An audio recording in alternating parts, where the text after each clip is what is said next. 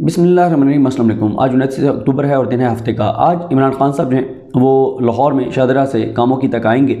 और उस दौरान बड़ी डेवलपमेंट्स होंगी और डेवलपमेंट्स हो रही हैं। बल्कि आप ये देखें कि आज भी डेवलपमेंट हुई, जो इससे पहली वीडियो में मैं आपको बता चुका हूँ कि इस्टेब्लिशमेंट की जानिब से वाज़ेह तौर पर इस हुकूमत को बता दिया गया है कि इस्टेब्लिशमेंट ताकत का इस्तेमाल नहीं करेगी। इस्टेब्लिशमेंट जो है वो अपने सिविलियंस के ऊपर, अपने शहरियों के ऊपर, पाकिस्तानियों के ऊपर गोली नहीं चलाएगी और अगर इमारतों की हिफाजत करनी है तो वो तो की जाएगी। लेकिन अगर हुकूमत ये समझती है कि इमरान खान को जो है वो एंट्री पॉइंट्स के ऊपर रोका जाए, उनके कारकुनान को, तो ये काम इस्टेब्लिशमेंट फ़ौज बतौर इदारा नहीं करेगी। और उन्होंने हुकूमत को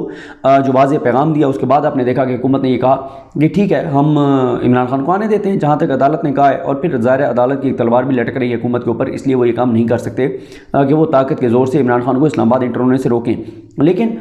दूसरी भी एक डेवलपमेंट हो गई है और डेवलपमेंट ये हो गई है कि हुकूमत जो है वो इमरान खान के साथ मुज़ाकरात पर तैयार हो गई है। ना सिर्फ ये बल्कि हुकूमत ने 9 रुकनी कमेटी भी तश्कील दे दी है। उस कमेटी में कौन है वो मैं आपको बताता हूँ और फिर ज़रा मैं आपको सिनेरियो भी बताता हूँ कि चीज़ें इस वक्त चल क्या रही हैं। देखिए, ये 9 रुकनी कमेटी है। इस कमेटी को, ये तो कमेटी जो है ना, ये आप ऐसे समझें कि ये तो एक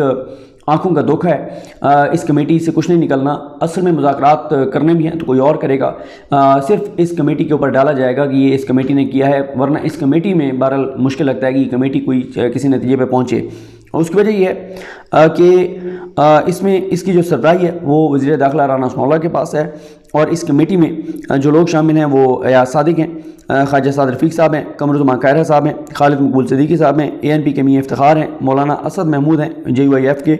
मरियम औरंगज़ेब साहिबा हैं और हनीफ अब्बासी साहब हैं। ये 9 रुकनी कमेटी बनाई गई है और इस कमेटी का कहा गया है कि ये लॉन्ग मार्च के मामला को देखेगी कि लॉन्ग मार्च को कहाँ रोकना है, नहीं रोकना, कहाँ जगह देनी है। लेकिन ये बात तो तय है इस वक्त तक कि इमरान खान का रास्ता एंट्री पॉइंट्स के ऊपर नहीं रोका जाएगा और इमरान खान को जो जगह अदालत ने कही है वो जगह दी जाएगी और वहाँ तक इमरान खान आएंगे। और इमरान खान खुद भी कह चुके हैं कि वो उस जगह से आगे नहीं जाएंगे।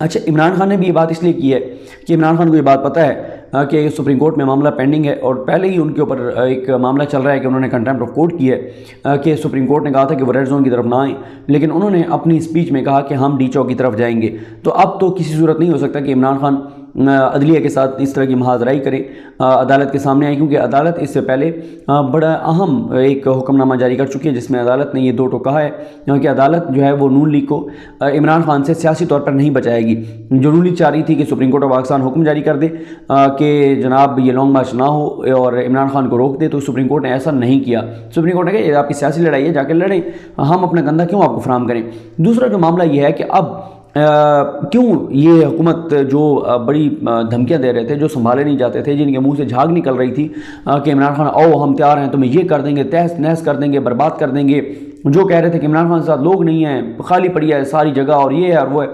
अब वो क्यों कमेटी बना रहे हैं। मसला ये है कि उनको नज़र आ रहा है कि इमरान खान जितनी बड़ी तादाद लेकर निकले हैं लाहौर में, अगर जितने लाहौर में उनके साथ लोग थे से आधे भी इस्लामाबाद में आ जाएँ। और इस्लामाबाद में देखें बात यही होती है कि लाखों लोग, 10 लाख लोग, सच्ची बात यह है कि मैं आपको बताऊं कि 25 से 30 हज़ार लोग भी गिन के अगर आ जाएं, 25-30 हज़ार लोग, तो वो लाखों लोग नज़र आएंगे और वो फिर हुकूमत के लिए बड़ी मुश्किलात खड़ी हो जाएंगी। हुकूमत को इसलिए कहा गया है कि आप बातचीत करें और हम भी देखते हैं कि बातचीत करनी है नहीं करनी, क्या करना है, ताकि बातचीत से मामले को हल करने की कोशिश की जाए। क्योंकि आप देखें कि अब होगा क्या, हो ये रहा है कि 2 दिन में आपने देखा कि डॉलर का रेट कैसे ऊपर गया, 2 दिन में आपने देखा स्टॉक एक्सचेंज कैसे नीचे आई। अगर ये लॉन्ग मार्च इमरान खान 10-12 दिन चलता रहता है तो ये 10-12 दिन एक गैर यकीनी की सूरत हाल रहेगी। हुकूमत की तो हालात ये हैं कि हमारे जो सहाफ़ी दोस्त मिले हैं कुछ वज़रा से, तो वज़रा कहते हैं जी हमें कुछ पता नहीं है कि क्या होगा। मेन वज़रा ये नहीं कि जो जिनको ओबलाइज किया गया है, जिनको ऐसी वजारतें दे दी गई हैं, वो मैटर करने वाले वज़रा जो बहुत ही सीनियर वज़रा हैं, वो ये कह रहे हैं कि हमें कुछ पता नहीं है क्या हो रहा है और क्या होगा, कोई पता नहीं है, किसी वक्त कुछ भी हो सकता है। और वो ये कह रहे हैं कि हमारे लिए सब अच्छा नहीं है, क्योंकि वाज़े तौर पर ये बात है कि हुकूमत तब तक रहेगी जब तक इस्टेब्लिशमेंट जो है वो बरकरार रखेगी, इसको इस्टेब्लिशमेंट इसको कांधा फराम करके रखेगी, इस्टेब्लिशमेंट इसको बैसाखियाँ देकर रखेगी। क्योंकि इस्टेब्लिशमेंट जिस दिन न्यूट्रल हो गई उस दिन तो ये हुकूमत नहीं होगी। तो हुकूमत को अब खौफ ये है कि अगर इमरान खान इसी मोमेंटम से आगे बढ़ते रहे, लाखों लोग आते रहे, शामिल होते रहे और लाखों लोग जो हैं वो इस मूवमेंट का हिस्सा बन गए, اور ہزاروں بھی عمران خان لے آئے، لاکھوں نام بھی لائے اسلام آباد، تو اسٹیبلشمنٹ شاید زیادہ دیر اس چیز کو ریزسٹ نہ کرے، کیونکہ دیکھیں سب چیزیں کر کے دیکھ لی ہیں، لیکن اس حکومت کی کارکردگی آپ کے سامنے، اس حکومت نے کیا کہا ادارے کو، اسٹیبلشمنٹ کو کیا کہا کہ جناب وہ دیکھیں نا مفتاح اسماعیل کو معیشت کا پتہ نہیں ہے، اور ہمارا مین کھلاڑی اسحاق ڈار ہے اس کو آپ آنے نہیں دے رہے، تو آپ چیزیں مینیج کر دیں، آپ اس کو معاف کر دیں، اس نے جو آپ کے بارے میں ہرزہ سرائی کی ہے، جو گھٹیا باتیں کی ہیں، وہ معافی مانگ لیتا ہے آپ سے، آپ بڑا پن دکھائیں، آپ اعلیٰ ظرفی کا مظاہرہ کریں، آپ اس کو معاف کر دیں۔ انہوں نے کہا یار جو تم نے توپ چلانی چلا لو، اس کو بھی لے آؤ۔ اب اسحاق ڈار آئے، ہمیں کہا گیا، بتایا گیا کہ جناب $180 آ جائے گا، آپ دیکھیں گے چند دنوں کی بات ہے، اور میری بڑی بحث ہوتی تھی یہ بتانے والوں سے، میں کہتا تھا کہ کیسے یار آپ کس بنیاد پہ کہہ رہے ہیں 180 پہ چلا جائے گا ڈالر، وہ کہتے تھے آپ دیکھیں گے ہو جائے گا، کوئی مسئلہ نہیں، لیکن ڈالر پہلے مصنوعی طریقے سے نیچے لے جایا گیا، اب پھر ڈالر اوپر آ رہا ہے، اور ڈالر 180 پہ جاتا ہوا کسی صورت نظر نہیں آ رہا، اور اب اس حکومت کے لیے یہ بھی مسئلہ ہے کہ اب یکم کو ان کو دینی تو چاہیے جو آئل پرائسز ہیں، جو عوام کو بنتا ہے، جو عوام کو ریلیف دینا بنتا ہے وہ دیں، کیونکہ پچھلی بار بھی سمری سامنے آ گئی تھی کہ 14 روپے فی لیٹر عوام کو جو ریلیف ملنا تھا وہ انہوں نے نہیں دیا، تو اب ان کے لیے معاملات ہیں، اور ان کو یہی ہے کہ اگر عمران خان بڑی تعداد میں لوگ لے کر آ گیا اور آ کے اس نے دباؤ ڈال دیا اور دباؤ بڑھا دیا اور اسٹیبلشمنٹ باقی نیوٹرل ہو گئی، تو ہم تو ویسے ہی گھر چلے جائیں گے، اور اس سینیریو میں اگر ہم گھر گئے تو جو ہے وہ یہ تو ہمارے لیے بڑی خوفناک صورتحال ہو جائے گی۔ تو اس لیے اگر پہلے ہی عمران خان کو انگیج کر کے بات چیت کر کے کوئی مذاکراتی ٹیم بنا کے اگر کوئی درمیانی راستہ نکلتا ہے الیکشن کا، تو ہم الیکشن کی ڈیٹ دے دیتے ہیں، اور ہم یہ کہتے ہیں کہ ٹھیک ہے ہم مارچ میں الیکشن کرا دیتے ہیں، اپریل میں کرا دیتے ہیں، اور جو ہے وہ عمران خان کو اس بات پر ایگری کر لیا جائے۔ اس کے بعد ہوگا یہ کہ عمران خان ظاہر پارلیمنٹ میں آئیں گے اور یہ کیئر ٹیکر سیٹ اپ مل کر بنائیں گے، تو یہ ساری صورتحال ہے، کیونکہ ان کو یہ چیز نظر آ رہی ہے کہ عمران خان کے خلاف آخری دو چیزیں کیا ہو سکتی تھیں، ایک ہو سکتا تھا الیکشن کمیشن والا فیصلہ، اور وہ فیصلہ تو الیکشن کمیشن والا آپ سن ہی چکے ہیں، جو اسلام آباد ہائی کورٹ کے ریمارکس تھے، میں نے اس دن ویڈیو تو نہیں کی تھی کیونکہ ارشد شریف صاحب والا معاملہ تھا، لیکن کیونکہ میں اس ہیئرنگ میں تھا، جب بیرسٹر علی ظفر صاحب نے کہا کہ جی آپ فوراً اس کیس کی سماعت کریں، تو چیف جسٹس اسلام آباد ہائی کورٹ عطا اللہ صاحب نے کہا کہ کیا ارجنسی کیا ہے اس میں، ایمرجنسی کیا ہے، جلدی کیا ہے، تو بیرسٹر علی ظفر صاحب نے کہا کہ جی 30 کو الیکشن ہے، تو یہ مسئلہ ہے، تو فوراً چیف جسٹس اسلام آباد ہائی کورٹ عطا اللہ صاحب نے کہا کہ عمران خان تو ڈی سیٹ ہوئے ہیں، میاں والی کی سیٹ سے ڈی سیٹ ہوئے ہیں، ڈسکوالیفائی نہیں ہوئے، تو جائیں اور الیکشن لڑیں۔ تو یہ چیز تو حیران کن یہ ریمارکس تھے، ایک دم سب حیران رہ گئے کورٹ روم میں جو لوگ کھڑے ہوئے تھے، کیا بات، مطلب اس کے اوپر اتنی ہائپ حکومت نے کریٹ کی تھی، الیکشن کمیشن کے اوپر اتنا دباؤ تھا، اتنی چیزیں مینیج کی گئیں، اور اس کے باوجود چیف الیکشن کمشنر نے جو ہے وہ اتنا بڑا یہ فیصلہ بتایا جا رہا تھا، یہ تو خدا پہاڑ نکلا چوہا، یہ کیا بات ہے، لیکن اس میں پھر یہی بات ہے پی ڈی ایم کی، وہ اس میں بھی آپ دیکھیں کہ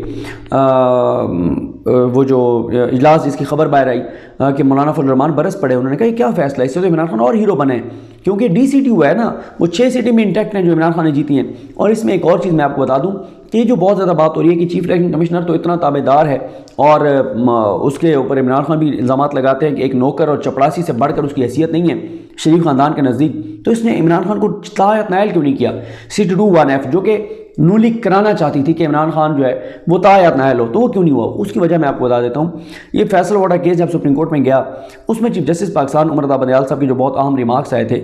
جس میں یہی تھا کہ ہم دیکھیں گے الیکشن کمیشن کے پاس یہ اختیار ہے یا نہیں ہے کہ وہ CT21F کے تحت نائل کر بھی سکتا ہے یا نہیں کر سکتا۔ یہ ریمارک اتنے ہائی لائٹ ہو گئے کیونکہ آپ کو پتہ ہے کہ فیصل واڈا کے ایک اینکرز کا پورا ایک طبقہ، ایک گروہ جو اینٹی پی ٹی آئی تھا، وہ فیصل واڈا کیس کے اوپر بہت زیادہ بات کرتا تھا، بہت شدید تنقید کرتا تھا کہ فیصل واڈا فیصل واڈا فیصل واڈا، گو کہ جب فیصل واڈا نے آ کے اور کسی اور کی ترجمانی کی اور پریس کانفرنس کی پی ٹی آئی کے خلاف، عمران خان کے خلاف، ارشد شریف صاحب والے معاملے پر، تو اس کے بعد تو میں نے ٹویٹ بھی کیا تھا